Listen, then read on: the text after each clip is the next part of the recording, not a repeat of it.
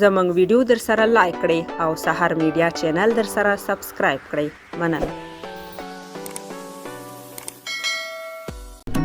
السلام علیکم ګران دوستان، امید لرم چې ټول به راته روغ جوړ او خوشحاله یاستئ. ډېر د خوشحالۍ ځای دی چې افغانستان 19 کلن ټیم په ټاپ 8 کې راغی او کوارټر فینل پړاو ته ورسېده.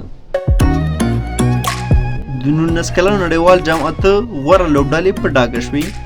د یاد د لوبډلو کوارټر فینل سیالۍ به د سې شنبې په ورځ پیل او د جمعې په ورځ به د افغانستان او پاکستان په سیالۍ سره چې ډېر به د جذبو او ولولو څخه ډکه وي پای ته ورسیږي.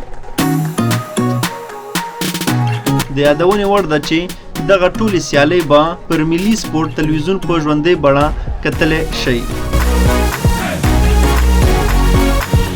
کوارټر فینل ته کومې لوبډلې رسېدلې دي او د هغوی سیالۍ به په کوم تاریخ باندې وي. د اتو غوره لوبډلو څخه لومړی هندوستان، استرالیا، ویسټ انډیز، نیوزیلینډ، بنگلادیش، سود افریقا، افغانستان او پاکستان دي چې د سې شنبې په ورځ به د هندوستان او د استرالیا ترمنځ سیالۍ ترسره کیږي. د چهارشنبې په ورځ بیا د ویسټ انډیز او د نیوزیلینډ ترمنځ سیالۍ ترسره کیږي.